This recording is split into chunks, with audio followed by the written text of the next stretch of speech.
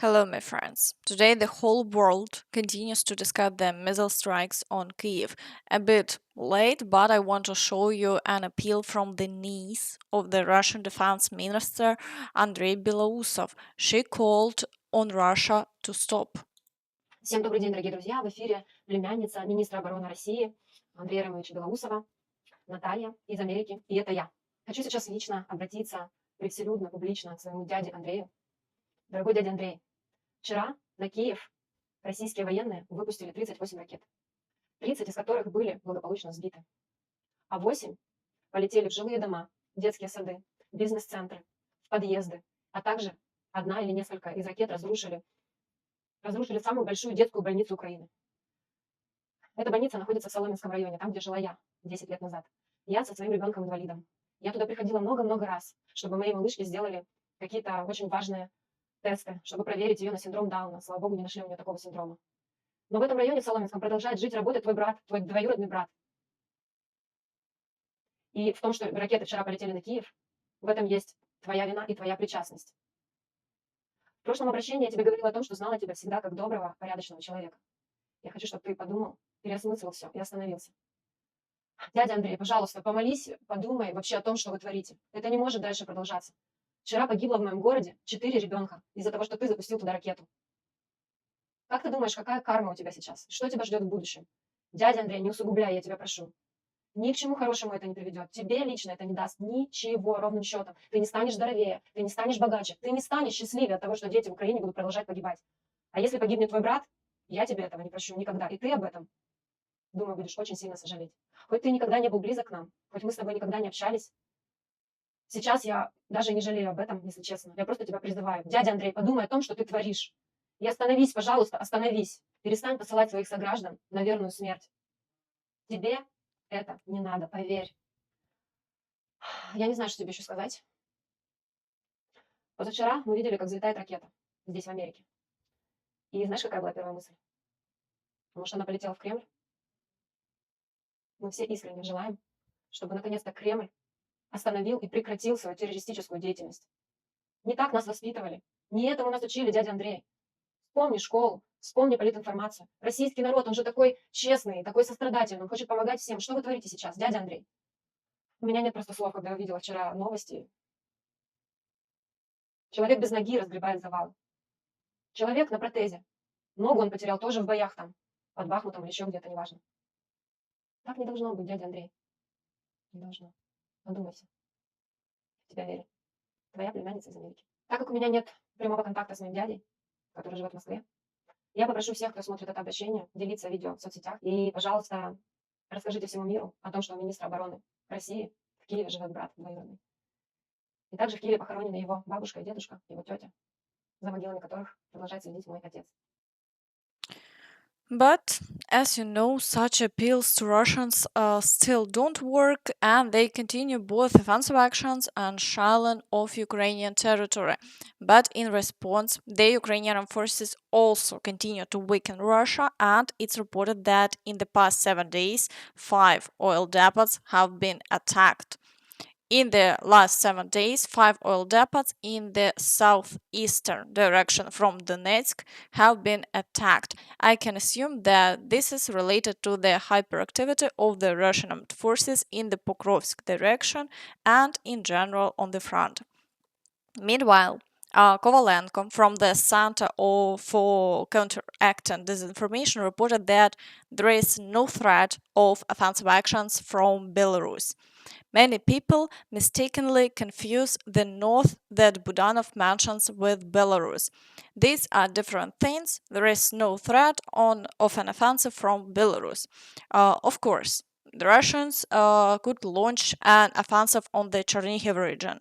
But I want to point out that earlier the same was said about the Kharkiv direction, that the Russians were stirring up panic and no one would advance. And as a result, we see that they did break through and even captured territory that still cannot be liberated. Therefore, the possibility of an offensive from Belarus or Russia into the Chernihiv region cannot be ruled out. Meanwhile, Lukashenko, on the other hand, stated that the situation at the border has already been stabilized. I want people to know I am absolutely convinced and trust our intelligence. The situation at the Belarusian-Ukrainian border has been stabilized. Their troops have been withdrawn. Therefore, guys, look, and our troops need to be removed from the border so that they understand, as we agreed, that we are not going to fight and are not going to concentrate our armed forces here except for special operations forces. uh, he was the one shouting about the escalation there, and now he's the one who stabilized it. Overall, the circus continues. But shocking statements for Ukrainians continue. This time, it's the Czech president who brings grim predictions. At this moment, reclaiming all the territory seized by Russia is an unrealistic task for Ukraine, says the president of the Czech Republic after the NATO summit. Once negotiations begin, it's evident that our position shouldn't be about legalizing the occupied territories as Russian, but rather declaring them temporarily occupied, which we will never recognize as Russian. Overall, it seems these territories will remain occupied. Friends, can you share your thoughts on this in the comments? Additionally, the results of the 75th NATO summit in Washington have published today, and as seen, support for Ukraine continues, and many millions of dollars and euros are still being allocated. Now, let's move on to the situation on the front line. In the Kharkiv direction, the Russians continue fighting for the village of Hliboke and are pushing towards the settlement of Liptsi. However, they are not having any success. In Vovchansk, the Russians are similarly trying to turn the situation in their favor and to break through further into the city. There is also new evidence that the Russians haven't reached the aggregate plant, and the Ukrainian forces are showing how they are taking out the remaining Russian there. Although they haven't created a full encirclement, the destructions of the Russians has been carried out. In the Kupiansk direction, the Ukrainian forces have had some successes. However, the Russians continue to assault Kyiivka and Stepova-Novoselivka and the Shalon along the entire front line with cab bombs doesn't stop. In the Svatove area, the fighting for Berestove continues with their goal of expanding this section of the front to advance towards the water barrier. However, they are not recording any successes, and further south, the battles for the village of Makiivka also continue. Here, the Ukrainian forces are successfully repelling attacks. In the Kreminna area, the situation has worsened as the number of attacks has increased. The Russians are assaulting Nevske, Terne, Torske, and they are trying to advance in the forest near Kreminna, heavily shelling this area. So far, there are no changes along the front line, and the battles continue, with the Ukrainian forces also conducting counterattacks. In the Siversk direction, the Russians are assaulting Bilohorivka, Vyimka, and Rozdolivka. Here, as before, there are no changes, despite the Russians conducting more than 10 assaults per day. In the Chasiv Yar direction, the Russians continue their attempts to advance through the streets and are devastating the city with aerial bombs. Battles are also ongoing near Ivanivska and Andreyevka. Additionally, there is unofficial information today that the Russians have advanced in the Klishchiivka area. If this claim is true, Klishchiivka is now fully under Russian control, with their advance measuring approximately 1 kilometer and 400 meters. This suggests that the Russians are steadily pushing through the Ukrainian defenses, and if Klishchiivka is indeed fully under their control, the fall of Andreyevka may follow soon.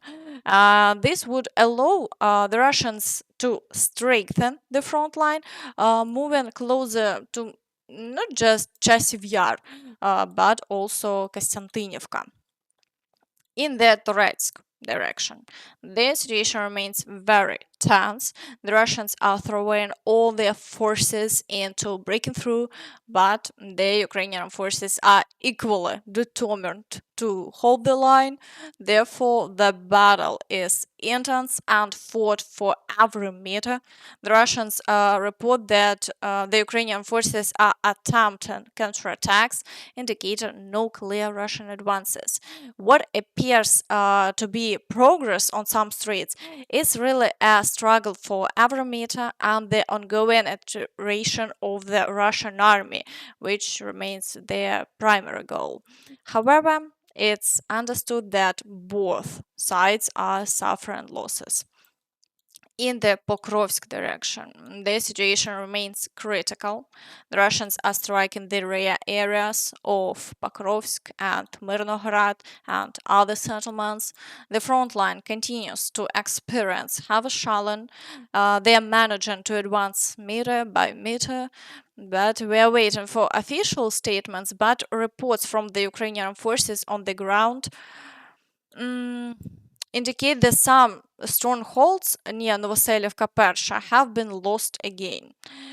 This doesn't lead to a significant breakthrough, but it shows that the Russians are steadily moving forward meter by meter, making it very difficult to hold the defense. In the Kurakhove direction, the Russians continue their attacks on Krasnohorivka and are storming Paraskoviivka and the village of Konstantinivka. There are no changes in the situation here either, despite the extremely challenging conditions. In the Vuhledar direction, information emerged yesterday that the Russians have planted a flag in Urozhaine. This indicates that after prolonged battles, the Russians have made some advances. And for those who have closely followed my videos, you may remember that a few episodes ago I mentioned that we might soon have to retreat from this village as it was nearly encircled and relentlessly shelled by the Russians. So this development was expected.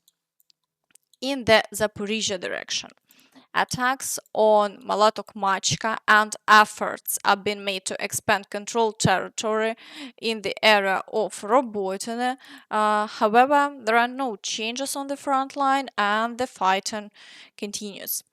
In the Kherson direction, the Russians persist in shelling the right bank. Meanwhile, the Ukrainian forces are striking the rear, aiming to weaken the Russians' grouping as much as possible. Despite the exchange of strikes, there are no changes on the front line. And that's all from me. So please don't forget to like this video, subscribe to the channel, and hit the notification bell to stay updated on all the latest news. Thank you for watching and see you next time. Bye bye.